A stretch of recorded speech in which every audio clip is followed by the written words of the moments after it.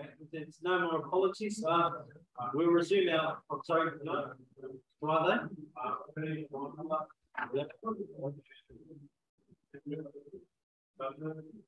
Rennie Girolami and Andrew Purchase, both from Coburg Branch.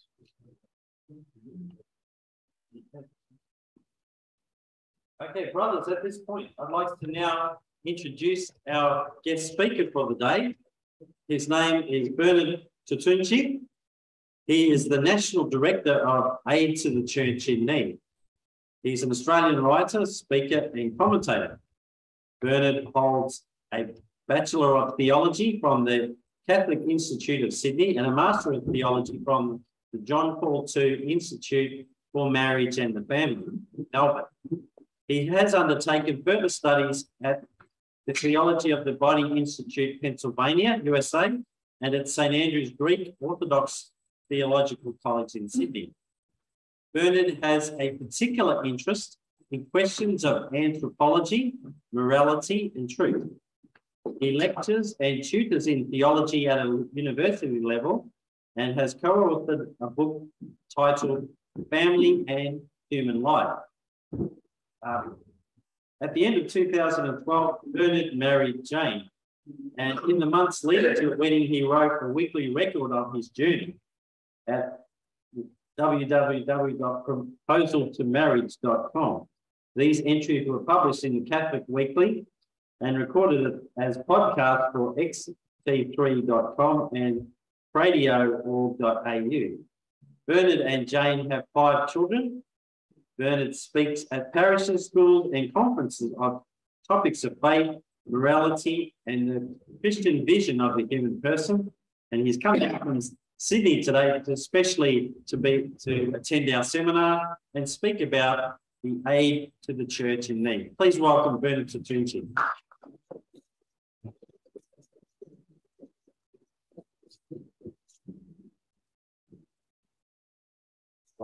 We've got material there. Oh, yes, should I check that video now or just when I get to it? Well, we can.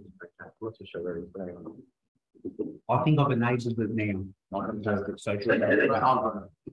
Good afternoon, gentlemen. It's great to be with you. Thank you for having me. It was an easy trip here this morning, so it's really good to be here. I'm grateful for the invitation to join you. So I might be the right place. Yep. Greetings to all those who are online. I'll look at the camera sometimes. I was asked to talk about, well, it's quite broad. I'm going to talk about, actually, you bring the PowerPoint up if you want. And just keep on to, I'm going to put that on screen and I'll share that. So just give me. Could have called a lot of things, but I've called it for the one of something: martyred and suffering Christians and aid to the church in need. And we'll speak sort of a little bit about both. I was able to speak to Dominic Amato's branch during a few months ago, and they invited me to talk to you, so it's great to be here. I brought with me some materials. I'm not really going to heavily promote them, but I brought, just to let you know, those big book things are our activity report of Aid to the Church in Need International, which I'll talk about in a second, who we are and what we do. There's some brochures and materials, and I was told bring them because, you know, some people might want to go and bring them back to their parishes. You're most welcome to do that. So I'm not carting all the books back to Sydney, so please feel free to take whatever you'd like. I'll talk about it a little bit more. And I think this clicker works. Just try it. If not, I'll advance the first. Oh, yeah. Yep. Okay. All right. We're going to talk about suffering Christians first of all, and what that is, and I'll get on to aid to the church in need. So I don't know if you can all read it. It's not a lot of text on it, but I'll use it a bit. So today, in the world today, it's said that about 100,000 Christians they're killed each year as a direct result of being Christian. So this isn't just people who were Christian and crossing the road and got hit by a bus, but this is Christians who were killed for their faith in Christ. And another 200 million of them, 200 million Christians, suffer persecution or oppression of some kind, again, for their faith in Christ, for being Christian. So Christians are the most persecuted group of people in the world. And Christ told us about this. The Lord warned us, and he said that, you know, you're going to have a tough time being Christian. But even today, though, in our Christian community, in the Catholic community, in schools and parishes, unfortunately, a lot of people certainly think of Jesus as, I said, many of you know Christ is Jesus, and he is Jesus, of course, as you know, but a sort of gentle advocate of all things that are nice. And he is a nice guy, of course, Jesus, but he's also, more than that, he's also called us to something very high. So this is a picture of Jesus, and I think that's some people's perception of the Lord and who he is, and he does, like sitting with children as well, but he's called us to a lot, and he said a lot. And he said these words: if the world hates you, know that it hated you before it hated me before it hated you. They're very confronting words for Christians, I think, and I don't know if people like to, maybe they gloss over them and stick with other passages that are more comforting, but if we think about the Lord, think about the scriptures and the Gospels, we need to think about everything that the Lord has said. So in this instance, talking about suffering and persecution, Christ has warned us that if we choose to follow him, to be one of his name, then we're going to have difficulty along the way.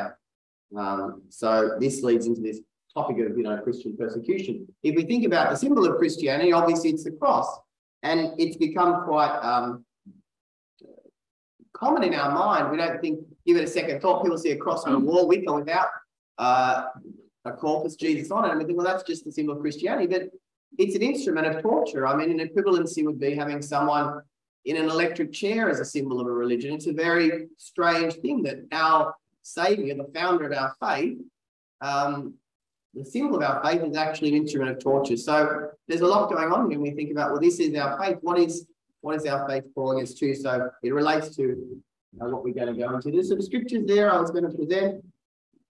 There's plenty more you could choose. I just chose 3.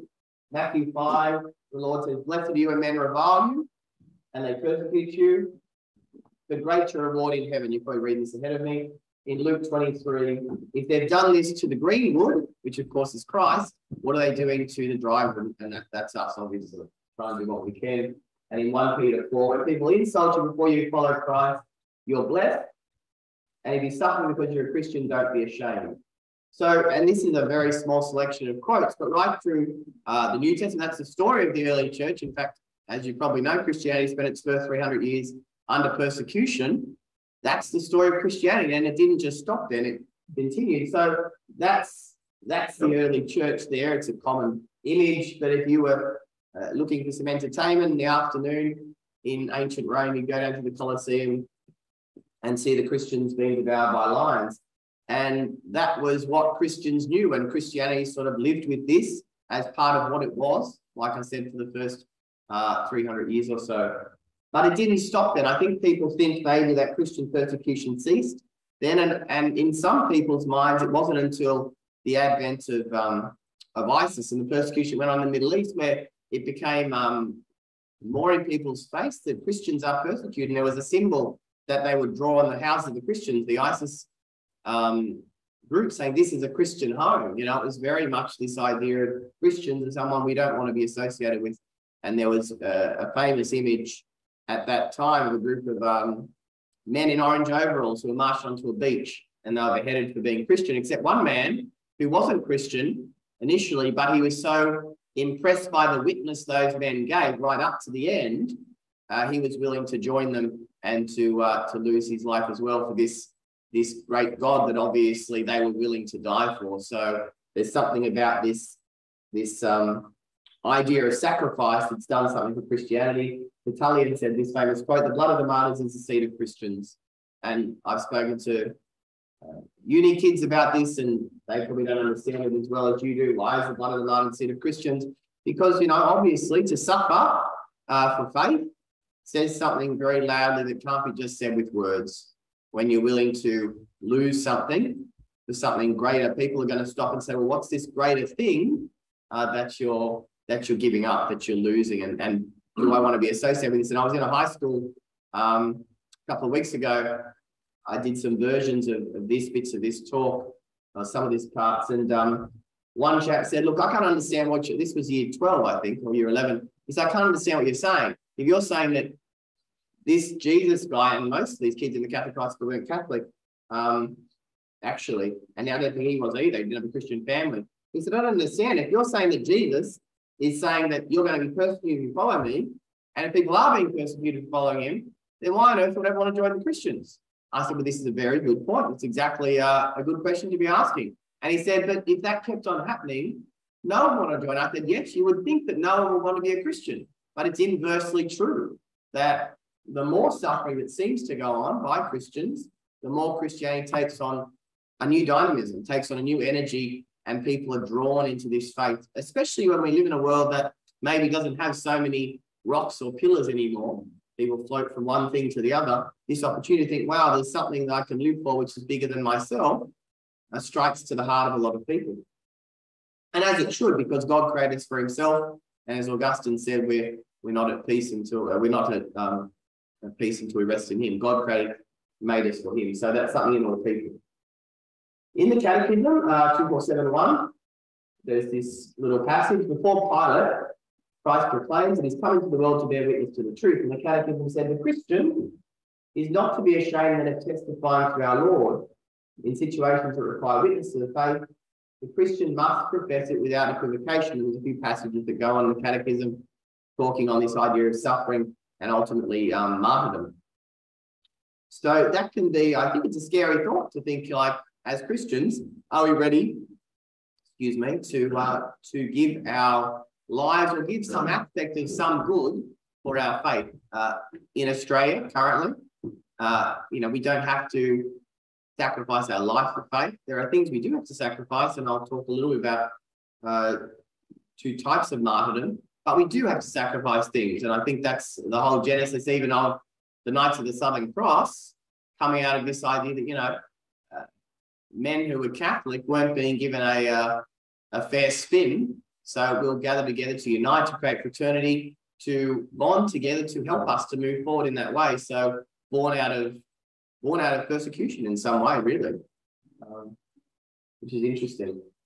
This video, which I'll show in 1 second, it's in Italian because it's Pope Francis, but these words are at the bottom. I hope you can read them. The general gist is Pope Francis talking about how Christians have endured persecution. It's quite good, which is why I wanted to show it. So we'll see how we go. Do you want to put that in? Oh, go back and put that play button in the middle of the slider. Yeah, I tried that. Or just run the link. I'll run the link. Just bear with me for a moment, everyone.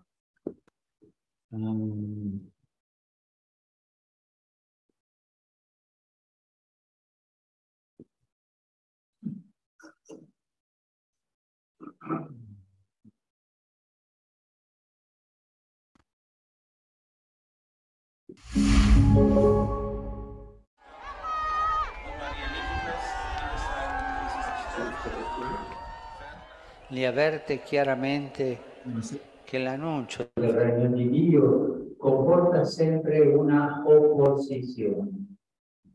E usa anche Those who speak Italian, I'll be okay. Yeah. Just have to stop the presentation for a minute. Yeah, let's try.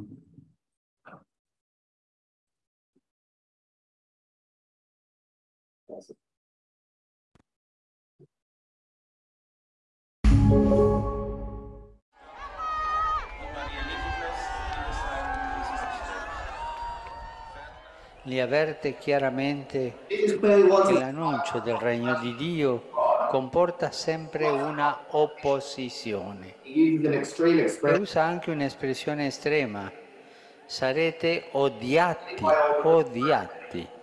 da tutti a causa del mio nome. I cristiani amano, ma non sempre sono amati. Fin da subito Gesù ci mette davanti a questa realtà. In una misura più o meno forte, la confessione della fede avviene in un clima di ostilità. I cristiani sono dunque uomini e donne controcorrente. È normale, poiché il mondo è segnato dal peccato, che si manifesta in varie forme di egoismo e di ingiustizia, Chi segue Cristo cammina in direzione contraria, opposite direction. non per spirito polemico, It is in a polemical ma per fedeltà alla logica del regno di Dio, che è una logica di speranza, che si traduce nello stile di vita basato sulle indicazioni di Gesù. Questa fedeltà allo stile di Gesù, che è uno stile di speranza, fino alla morte, verrà chiamata dai primi cristiani con un nome bellissimo, martirio, che significa testimonianza. C'erano tante altre possibilità offerte dal vocabolario. Lo si poteva chiamare eroismo, annegazione, sacrificio di sé. E invece i cristiani della prima ora lo hanno chiamato con un nome che profuma di discepolato. I martiri non vivono per sé, non combattono per affermare le proprie idee e accettano di dover morire solo per fedeltà al Vangelo.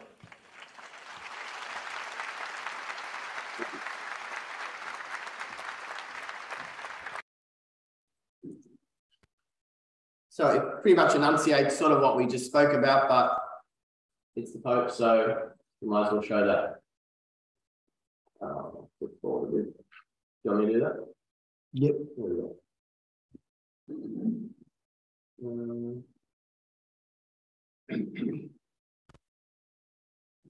Can you go forward, Andrew? Just give me a moment. All right.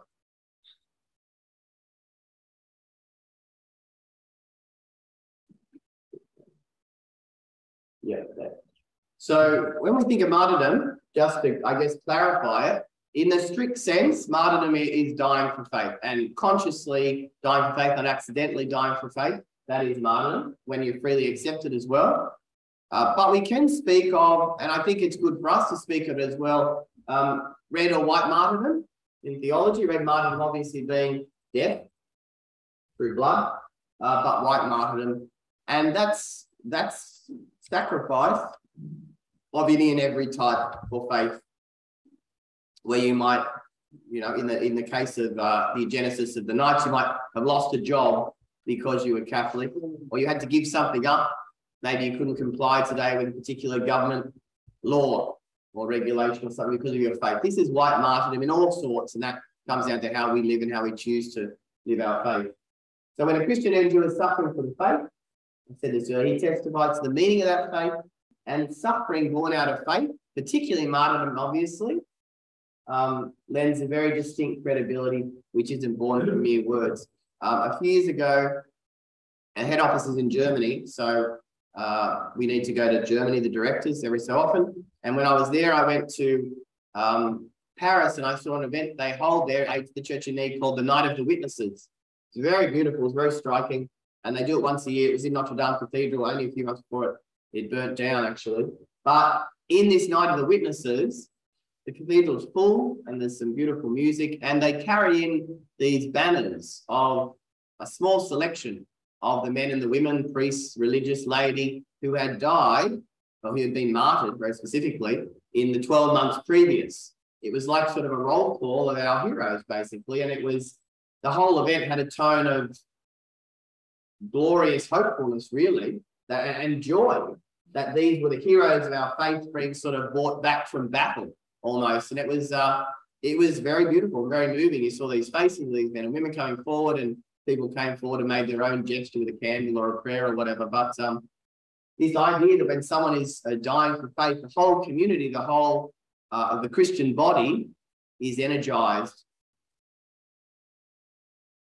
So martyrdom, this is just a quote from me, it's nothing profound.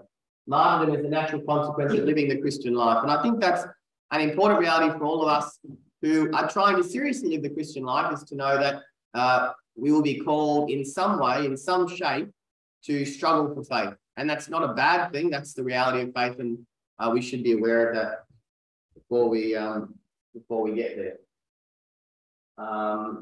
This is the video we didn't line up, Andrew, the one I forgot. Oh, there you go, perfect. This is not Natalia. This is, do you mind pausing 1 second? I'm sorry, I'm doing it. Sorry, thank you. This is I'll just preface it. I'm now moving, I suppose, to show just one video of, I guess, the situation that occurred in the Middle East. One of the reports we put out is called Persecuted and Forgotten. It's just an update of what's happening with Christian persecution across the world. And this was the story of, I guess, what was going on over there. Thanks.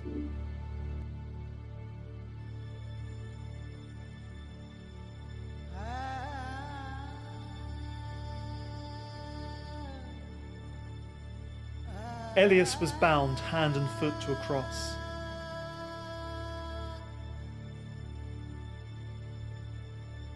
He was one of the Christians living in Raqqa, Syria, when it was seized by the extremist group known as Daesh or ISIS. The extremists seized him after he could not pay the Islamic jizya tax that Daesh imposed on the city's Christians. He remained tied to the cross in solitary confinement for a month.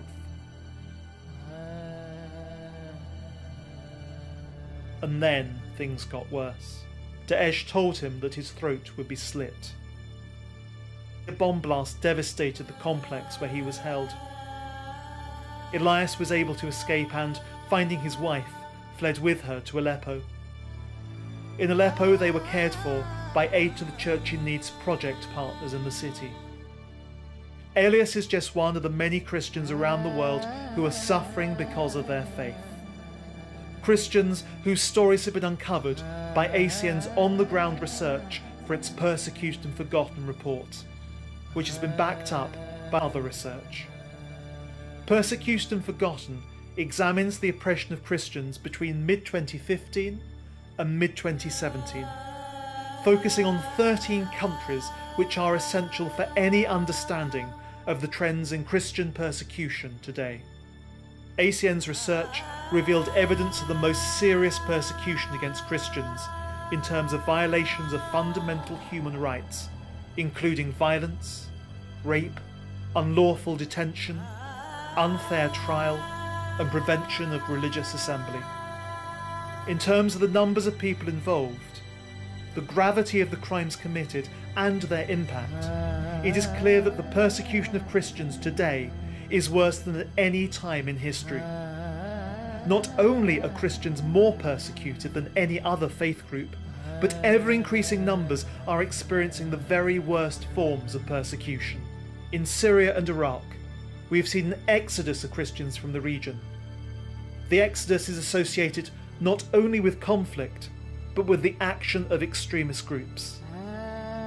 In Iraq, Daesh's plan to erase all evidence of the Christian presence was made plain. They desecrated or removed crosses and other symbols on church buildings. They defaced icons. They burned down churches and Christian homes, and they subjected Christians to denigrating treatment. One Christian woman described how the extremists took her and her baby to an internment camp where she was repeatedly raped.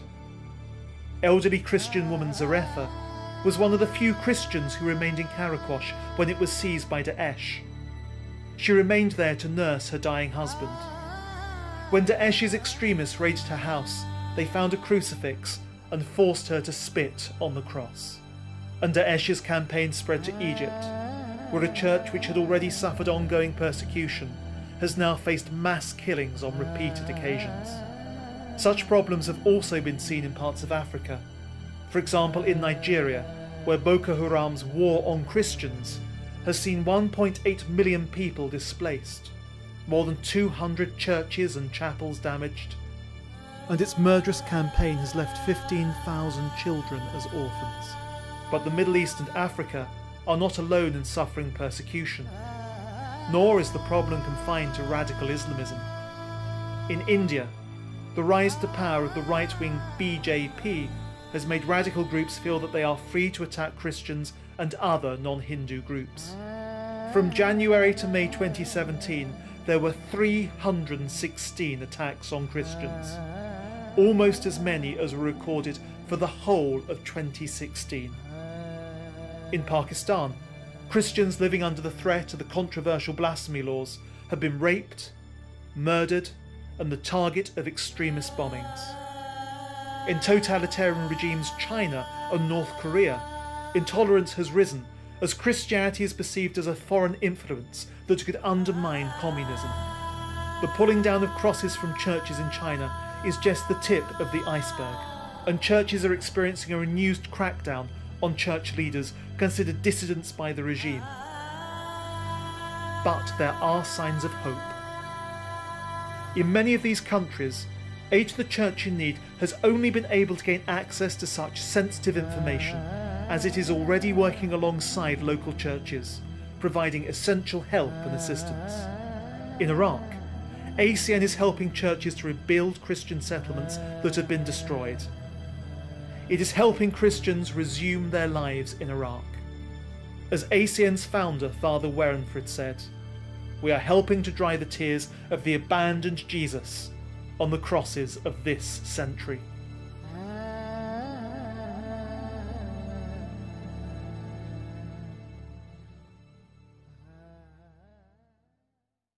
That was a video from the previous Persecuted Forgotten. There's been a number since, but I just thought that was a good summary because for many of us, that's not a reality that we have or we would know of. It doesn't really get shown in the ABC here.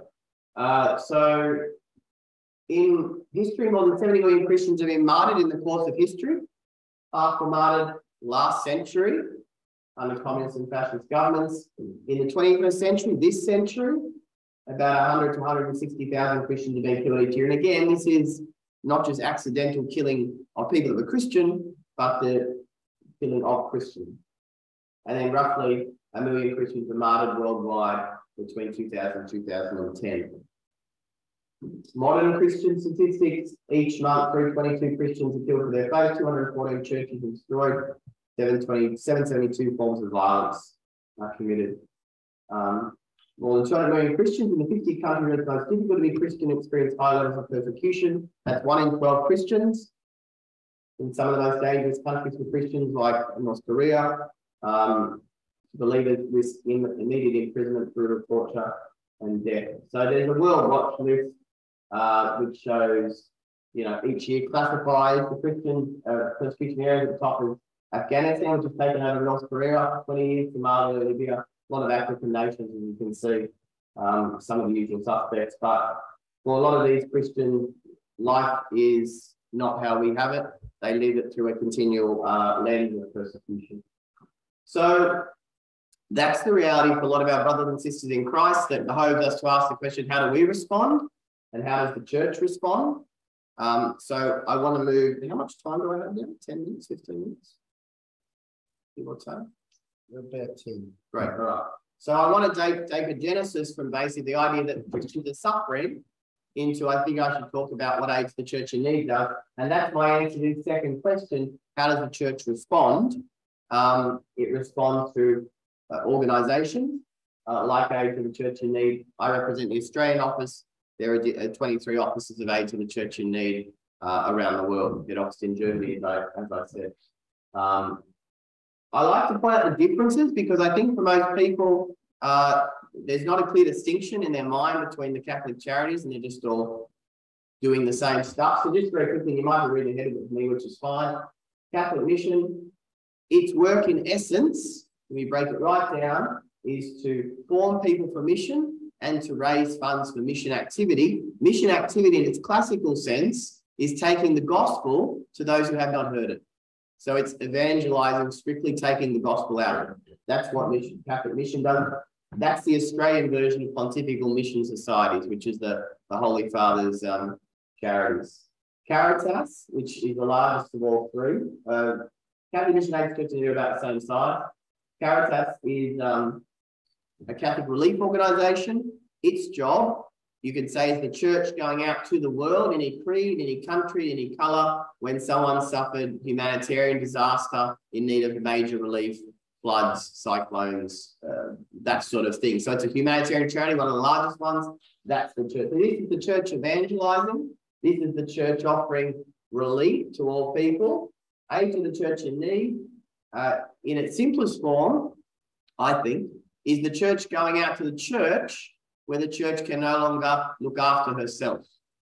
So it's a pastoral and spiritual charity. It's not a humanitarian charity like Caritas. There is some crossover in its work with Catholic Mission. They have some nuns they support. We support some nuns. They support some seminaries. The difference, I would say, is that ACN, Aid for the Church in Need, looks through the lens of its work through this idea of keeping the faith alive. So during the situation with ISIS in the Middle East, we were rebuilding some homes, bringing Christians back. And so you could say, well, that's a humanitarian sort of work. And that is true. And we provide food to those families as well. But the reason we did it was a very different reason to other charities. The reason we did that was because we wanted to maintain the Christian presence in the Middle East. And obviously, you know, to help those people. But our mandate is the keeping of the faith alive in a pastoral and spiritual way.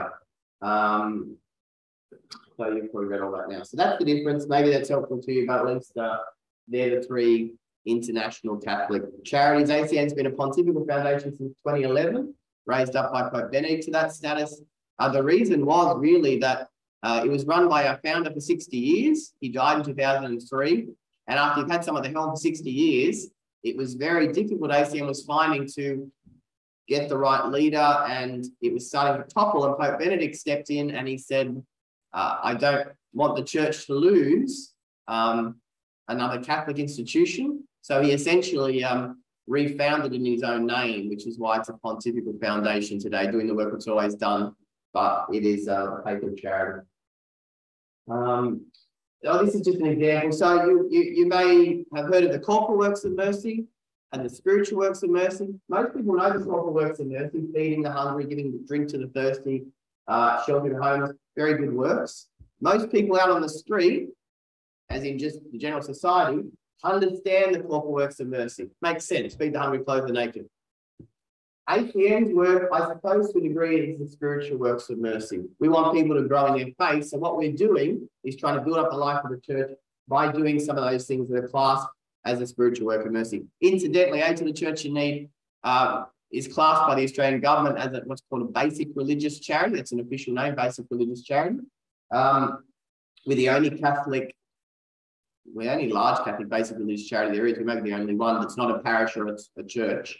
And the reason is because we're classed as doing the work of advancing religion. So we can't give tax deductibility. We're fully a registered charity, and we use that as a bit of badge of honour because we say we don't have to jump through the bureaucratic hoops. We don't owe anything to any government. We just do the work we have to do. And if all Catholic institutions lost tax deductibility, which will probably happen one day, it doesn't really make a difference to us because we've never been involved in it anyway. So we just get on with the job of supporting suffering Christians. So we don't take any public money. We don't take any money from the church, the hierarchical church.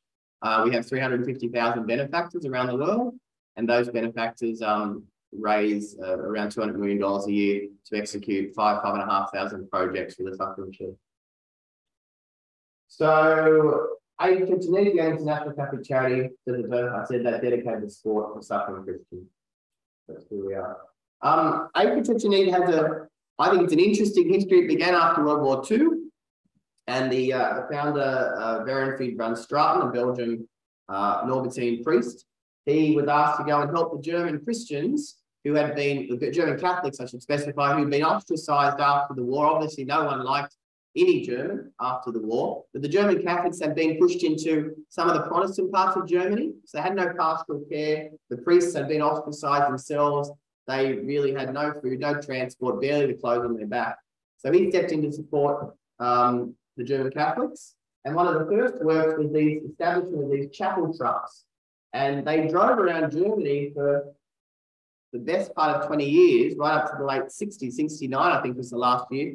And they would drive around to the abandoned churches, the open field, and celebrate mass, baptize babies, marry people, bring material aid that would be driven by a couple of priests. And they went out in these circles around doing that sort of work. And this was one of the priests, Father Thomas Tiding. He was offering mass on the side of this chapel truck in a field somewhere. So this was a very unique sort of work. And there are people today who've said to me, who've come from Germany and remembered these chapel trucks driving around up to the late 60s, which is fantastic. And then another one, this is our headquarters. It's been the headquarters since the beginning of ACN. But then there were these vehicles for God that Father Verenfried began at the same time as the chapel truck, giving these priests the opportunity to minister to their people. They were walking, I should say, 100 kilometres a week, ministering to the towns along the way and walking back. So Father Veriford said, Jesus doesn't need a donkey now as he did in Jerusalem, but he needs a Volkswagen. And so these vehicles for God were established and put around the place. And I guess it was a creative beginning to the work of ACN, and ACN still, I think, exercises a sort of creativity in the way we do the work we do. And it's basically we're doing anything we can to help keep the faith alive, to keep the flame of faith burning. And there's one last video I promised I'll show you, which is the one we did line up, Andrew, with these kids at the front. It's our mission video. It's always nice if sometimes it's a video with nice music to have me grab it on. So this is the video of who we are. Thank you, about 10 minutes.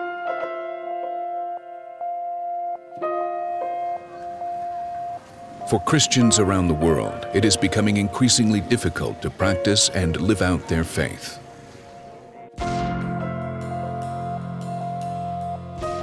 In many places, our brothers and sisters suffer for their love of Christ. The mission of Aid to the Church in Need is to build a bridge of love that enables the suffering and persecuted church to witness their faith and inspire those who help them. Everything began on Christmas Day, 1947, when a 34-year-old Dutch priest, Father Werenfried van Straten, moved by the material and spiritual poverty of 14 million Germans displaced after the war, called on Catholics in Belgium and Holland to help. The plea of this beggar of God released a flood of generosity, proving reconciliation between former enemies was possible. The success of this appeal later enabled him to turn to the needs of Christians suffering severe persecution behind the Iron Curtain.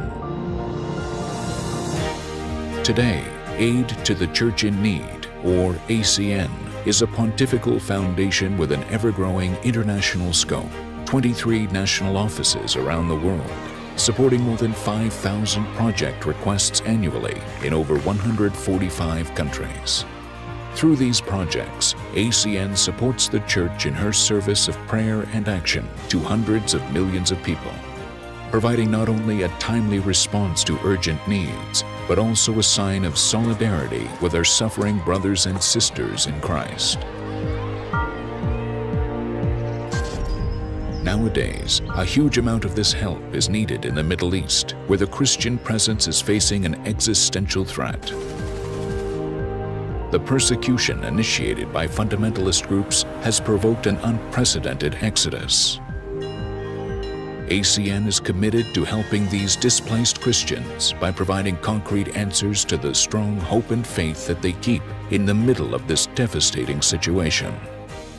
There, and throughout the whole world, ACN helps the construction and reconstruction of church buildings, houses of God worthy of the sacramental life, and where Catholic communities gather to worship, pray, and be strengthened in faith. In fulfilling this work, an essential part of ACN's mission is to inform about this hidden suffering of Catholics in the world. ACN produces and distributes internationally 2 comprehensive publications: The Religious Freedom in the World Report, an analysis addressing the threat to religious liberty in 196 countries, and the Persecuted and Forgotten Report, an assessment and classification of those countries where Christians are persecuted and oppressed for their faith.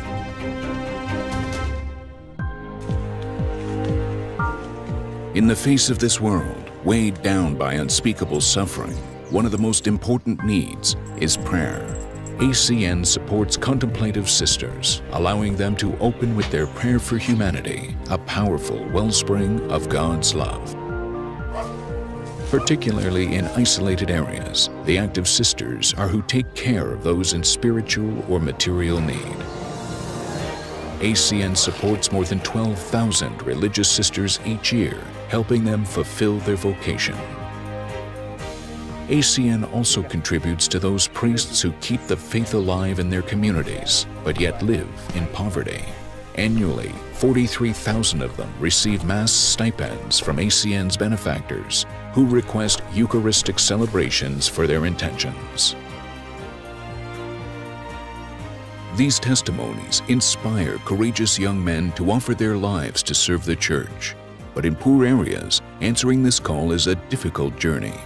To alleviate this need, every year ACN supports the formation of approximately 13,000 of these future priests worldwide. Where the faithful cannot go to the church, ACN helps the church go to the faithful by providing the necessary transportation for priests, religious sisters, and catechists to minister in the most remote areas. To help teach the gospel, ACN supports the translation, printing, and distribution of more than 51 million copies of the Child's Bible in 190 different languages. For many, this colorfully illustrated catechism is the only book they will ever possess. Aid requests come not only for books, but for Catholic radio and television stations, as well as for the training of qualified staff who are supported by ACN to help spread the gospel in the media. The cross, the sign of God's promise, has guided the pastoral work of aid to the church in need. The vertical beam unites us to God's love, and the horizontal beam in extending this love to our brothers and sisters. It is the cross that has also inspired ACN benefactors to help those who are unable to carry their crosses alone. They are being tested in faith. We are being tested in love.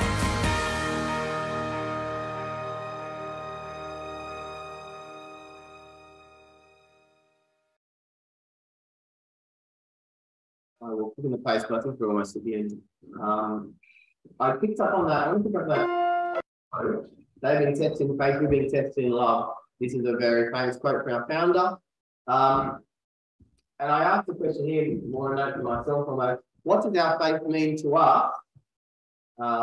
That's what this sort of, I think, interaction with the suffering church does to us. It asks us to wonder, what does it mean to be a Christian for me? Because for most of us, it's easy, excluding COVID, to get to Mass on a Sunday or go to confession or go down to the church to pray or engage in our faith.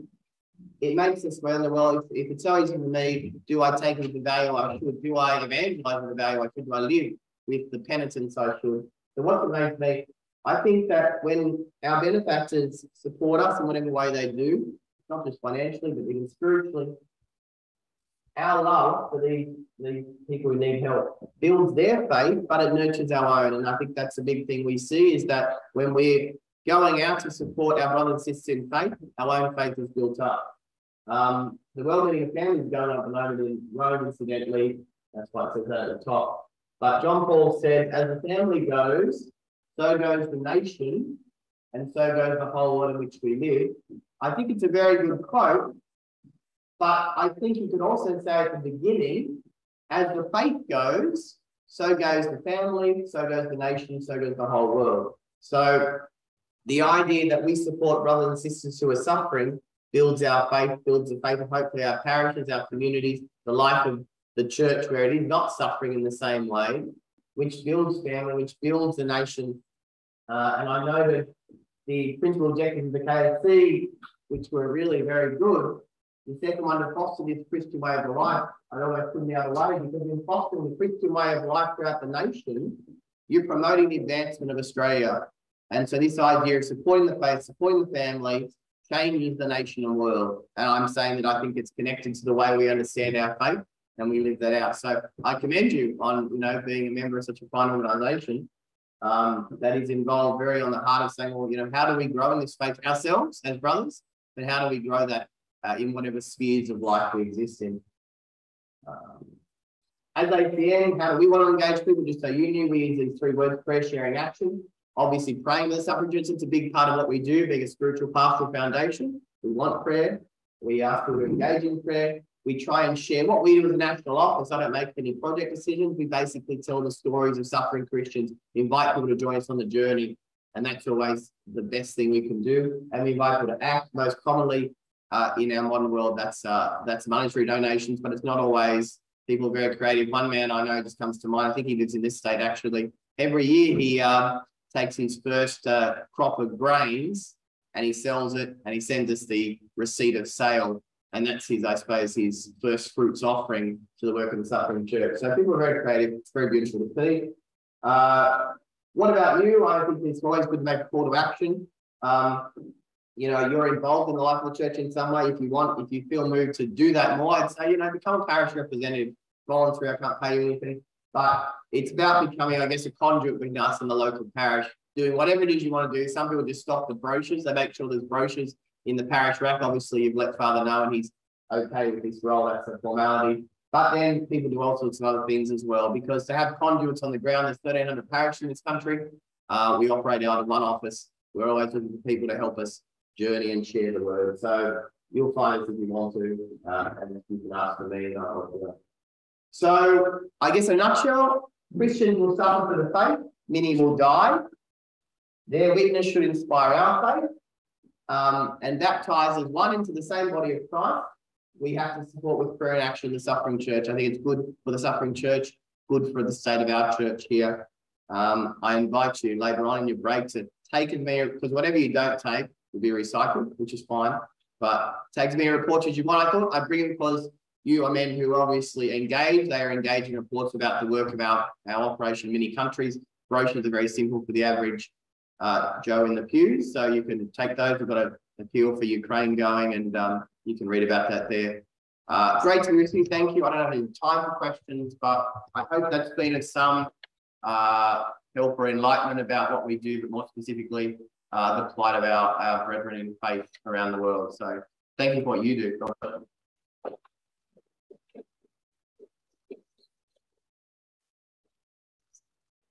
I think we might have time for a few questions of Bernard. Do we have any questions from the floor? Or any from our interstate or country members or other topics?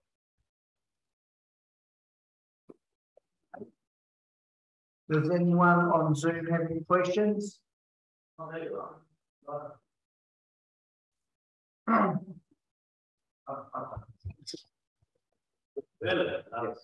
My wife and I have been supporting the aims of the Church in Need for a few years now. Bless you. And there's, I might have made a suggestion before, but we also support an organisation called Barnabas Fund, which is more of a Protestant type doing the same work. And what I find helpful, they have a daily prayer book where you can pray for a different part of the world where Christians. You can pray for Christians in different parts of the world on the day-to-day where they're persecuted. And I was wondering if aid to the Church in Need is interested in doing something like that, because that might get more day-to-day. It's funny you should say that, because I don't know, do you get our mail? Yeah, we do. Oh, you do? Well, as of this year, not quite a booklet, we've began a prayer points every quarter. Okay. So do you get a mail every month, more or less? Could be every month. Yeah, if you do. So we began that because we want to really encourage people to pray. So every month now it's not a booklet granted. Barnabas Fund probably does a very nice booklet. But we have prayer points for every month of the year. And we say, you know, add these to your daily prayer. Because we wanted to encourage people to think it's not, obviously a charity needs money. Everyone needs money. And that is true. But we very much, it's a spiritual journey for people. And we wanted people involved with that. So I like the book idea. We started the brochure and we got good feedback. And actually this year, for the first time, just incidentally, we sent a letter out to our benefactors saying we were arranging a Gregorian, which is 30 masses, consecutive masses for them. And I've never had so many letters you get a lot of letters, but there's so many letters thanking me for the Gregorian, and they were uniting their own prayers to the mass who was offering, the priest was offering the mass during that period. And I invited them to bring their prayer petitions to us, to write them on a piece of paper we sent. And we gathered something like 700 or 800 of these prayer petitions, bound them into a book and took them to the Tyburn sisters and presented these things to the sisters to pray. And people are very grateful. My point to tell you that is because we really are trying to build a spiritual community, not just have people's credit card numbers as well. So, yeah, so thank you. That's a good point. But as a matter of fact, our branch participated in that. Did it? Yes. Fantastic. Down North Branch, we asked our members to put their prayer petitions in and sent them. Was it that it was 27 masses or something? 30 masses in 30, the but then we asked people to put their prayer intentions and send them to us as well. So, yeah. So what we did, we had our 30, we said the first 30 members of our branch who put in their petition, the branch will pay for your intention. So some of our members can't contribute financially, but we thank them for their support throughout the year. So we say, okay, well, this is something that branch can do for you. For example, my father-in-law had to undergo some serious chemotherapy, they're sort of like radiation treatment and other things last year, which I know was very difficult for him. So I put that as an intention.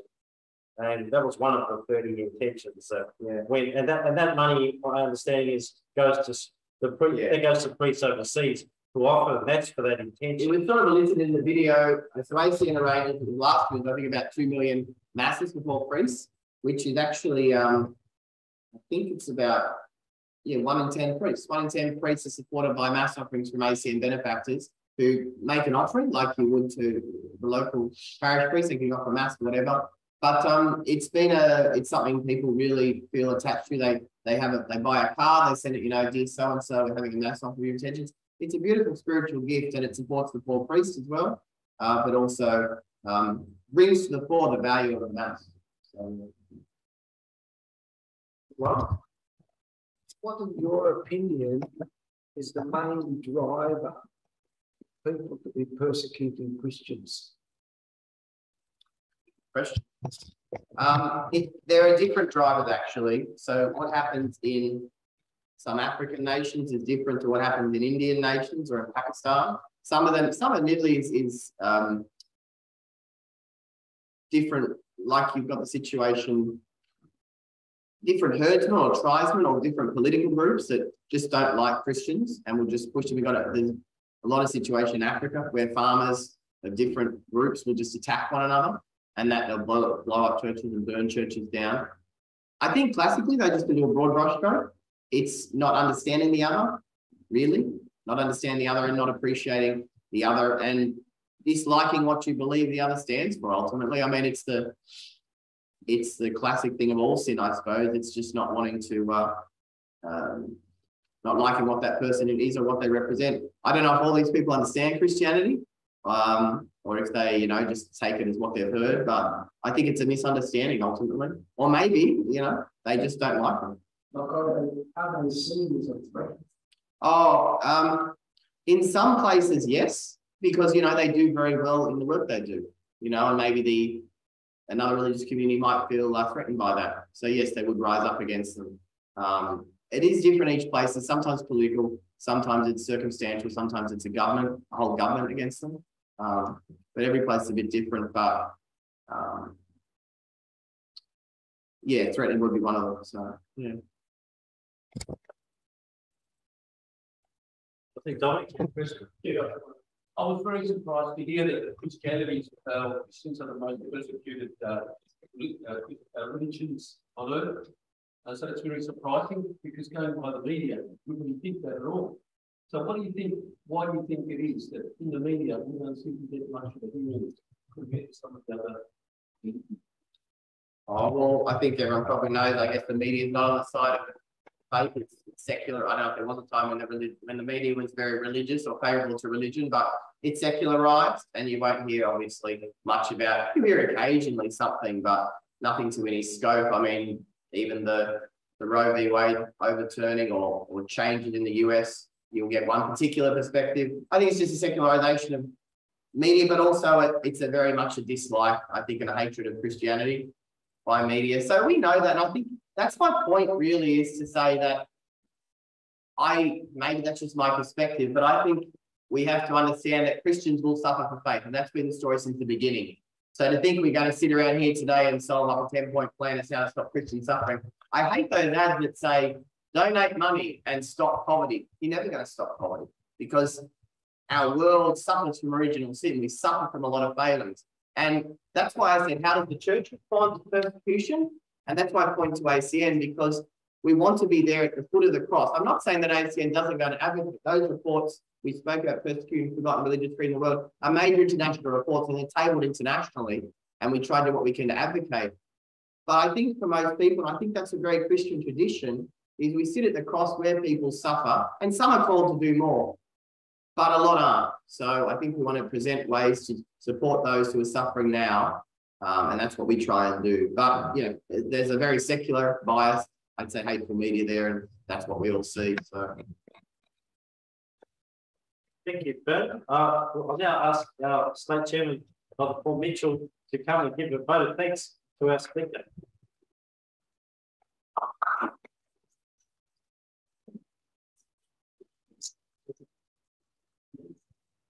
Thank you, Bernard.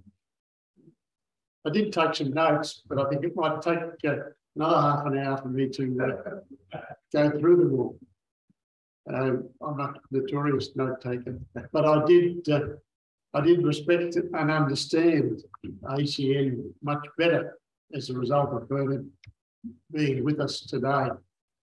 And I want to congratulate him on being prepared to come down and speak to us as a body and then fly back to Sydney. That was an effort that we welcome and we're very appreciative of. And we certainly have learned a lot. And I want to thank you very much for being with us today and sharing it, obviously from the heart. And we do have a little presentation to pass on to you before you leave. Thank you. Thank you very much. Thanks, Alan.